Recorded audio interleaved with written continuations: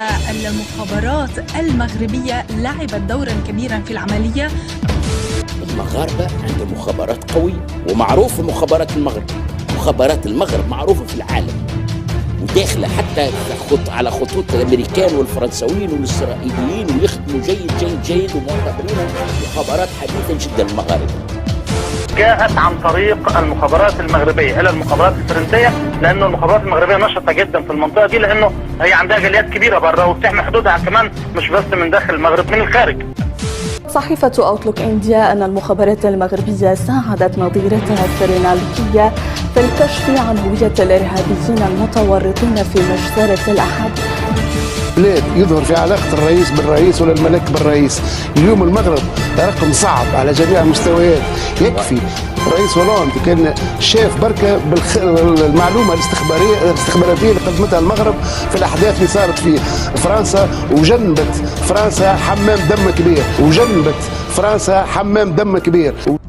كشفت مذكرة في عام 2019 تعود للسياسة الخارجية للاتحاد الأوروبي، كانت قد أرسلتها للدبلوماسيين في العاصمة البلجيكية بروكسل، تقول لهم: احذروا من الجواسيس، هناك 500 جاسوس في قلب عاصمة الاتحاد الأوروبي، غالبيتهم من المغاربة، يسعون إليكم لجمع المعلومات والتجسس على محادثاتكم. تحذير أطلقه الاتحاد الأوروبي وطلب التعامل معه بكل جدية، فإذا أردت زيارة مطعم توقع أن يكون النادل جاسوس مغربي، وإذا أردت ركوب التاكسي توقع أن يكون السائق. ليس هذا فقط، فكل شخص غريب يحاول أن يقترب منك، فاحذر أن تقع في فخ ينصبه لك منذ أيام ليأخذ منك ما تيسر من المعلومات. فما الذي يفعله الجواسيس المغاربة على كثرتهم في أوروبا، حتى أنهم باتوا ينافسون قوة الجواسيس الروس؟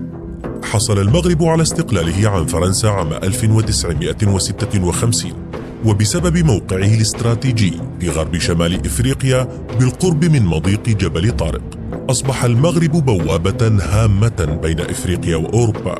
وبعد حصوله على الاستقلال سعى المغرب إلى توسيع حدوده وتأكيد سيطرته على مختلف المصالح الدولية في المنطقة، لكنه عانى من موجات من الاضطراب السياسي منذ تأسيسه، وأدت الإصلاحات السياسية على مدى العقد الماضي إلى حدوث استقرار في المنطقة. ومع صعود الجماعات المتطرفة مؤخرا في شمال إفريقيا، سارعت الحكومة المغربية وبشكل مبكر إلى تقليل التأثير السياسي لهذه الجماعات. لهذه الأسباب سعى المغرب إلى إنشاء وحدات كوماندوز واستخبارات عسكرية مدربة تدريبا خاصا تركز على حماية المصالح، ولا سيما في منطقة الصحراء الغربية.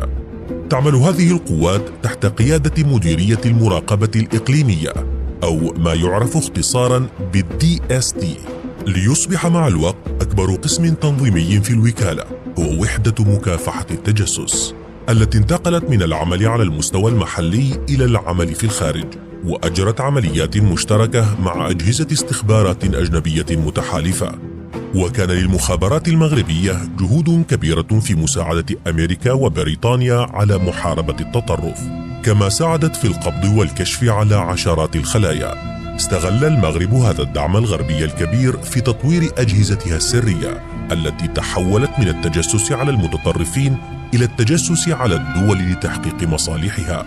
وتطور عمل جواسيس المغاربة بشكل ملفت، حتى باتوا يشكلون رعبا حقيقيا لكبار المسؤولين الأوروبيين.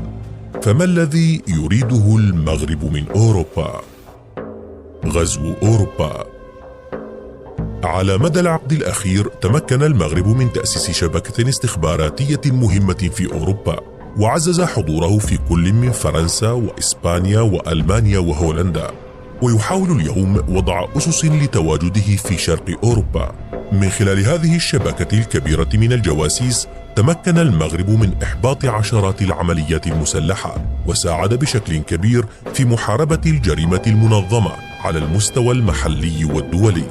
وبعد تحقيق هذه النجاحات الكبيرة تغيرت مهام جواسيس المغرب، وباتوا يتجسسون على كبار المسؤولين في أوروبا، وذلك من أجل حماية مصالح البلاد ولأن تكون سباقة في الحصول على المعلومات، خاصة تلك المعلومات التي تتعلق بمصالح المغرب الاقتصادية.